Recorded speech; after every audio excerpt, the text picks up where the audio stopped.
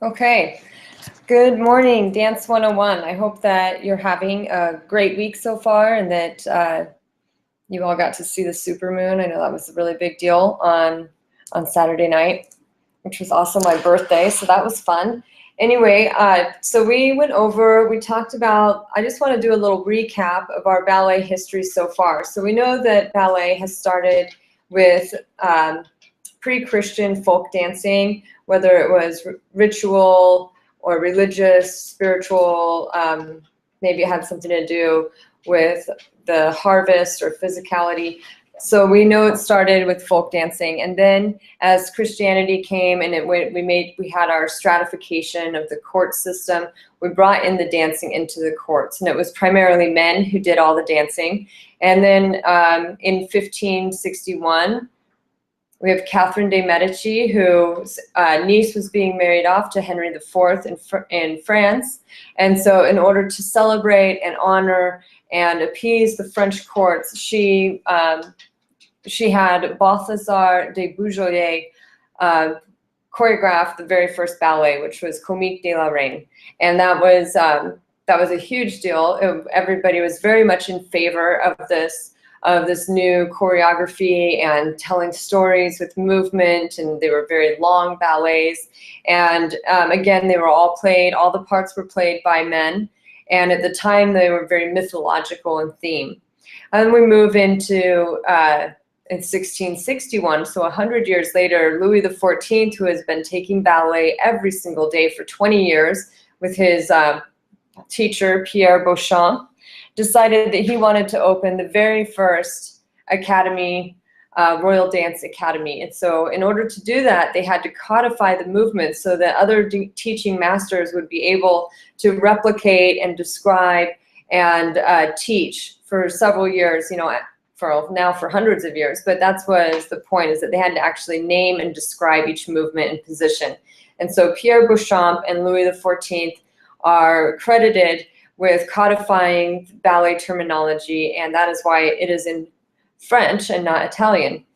So he opened the very first dancing school. Again, they were all males. And as time went on, women began dressing up like men in order to then dress up like women and play women on stage. And they played male parts too. But so women started to be interested and want to have take part in this theater phenomenon that was happening at the time, and so they would dress up like men. And finally, by the 1740s, the first woman, Mademoiselle Lafontaine, was able to get her name on the register, on the program at the Paris Opera.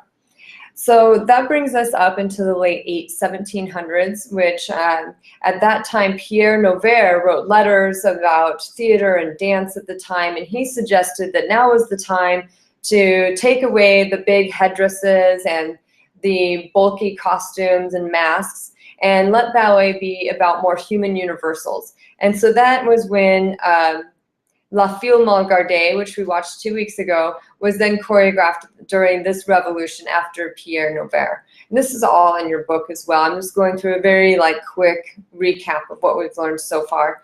So then Pierre Noverre said get rid of the masks. They got rid of the masks. Then they started doing ballets that were about human universals and human things, and they were actually able to play men and play women, and women played women and men played men. Sometimes it changed a little, but for the most part, we were humans again. And with that, that was in the late 1700s, the early 1800s. There was also some more technological advances in theater, and one of them being the flying machine, which then inspired Philippe Taglioni, who was an Italian dancing master, to invent the point shoe, which then his daughter, Marie Taglioni, was the very first ballerina to dance on point in a ballet choreographed for her called La Sylphide. And La Sylphide really epitomizes all that is romantic ballet. It has the longer tutus, the softer port bras. It has this exotic location and this supernatural sylph that only only this man can see. So it has this supernatural, ethereal, very uplifted theme. And so Marie Taglioni in 1832 was the first woman to dance on pointe, and La Sylphide epitomizes romantic ballet. From 1832 until 1865, several choreographers and ballerinas became more prominent, were very famous. Some of the ballets that were choreographed at that time are still done today, such as Giselle and Coppelia. And Giselle is another romantic ballet, and you can tell it's romantic ballet because it has the shorter skirts. It has longer skirts. Then the willies came out and they danced Hilarion to death. They have the long white skirts and the soft port-de-bras, and again this supernatural theme of jilted women who died coming back and dancing men to their graves in the middle of the night in a forest. So that's romantic ballet. And that moves us into Marius Petipa, who then started choreographing. He was imported by Catherine the Great because she wanted to make her courts more civilized and seen as more prominent in Western civilization and throughout the court system, in court meaning not judicial, courts meaning as in royalty, system throughout Western Europe. And so she imports the Frenchman Marius Petipa, who was also a dancer, but he had studied through all over the world. In Spain specifically, he spent 4 years there studying their dance. And so he came in and he choreographed over 77 ballets in his 30-year reign at the Imperial Ballet in Russia. And his ballets and what he did is he pushed the technique and what people could do on pointe. So people were now doing full revolutions on pointe, many pirouettes. Men had a more prominent role in this time period, and this time period in ballet is known as the classical era. So the classical era is what you will see most companies are, if they're going to replicate a ballet, most of the time it's going to be Swan Lake or Sleeping Beauty or Don Quixote, all of these famous ballets that Marius Petipa, along with his assistant Lev Ivanov, choreographed in the late 1800s. And then the Russians came to prominence in dance, and we had Serge Diaghilev, who was neither dancer, composer, or painter, but he is very much a fan of all of the above. And he had this great artistic vision in which he would gather all of the great artists, whether they were fashion designers, painters, composers, dancers, choreographers. He gathered all the best of everyone and did these full collaborations, which was revolutionary in ballet. And it is because of him and the Ballet Russe that ballet was brought to America. And because when he died in 1930s, his students then dispersed among America and South America and continued that tradition of pushing the boundaries of ballet.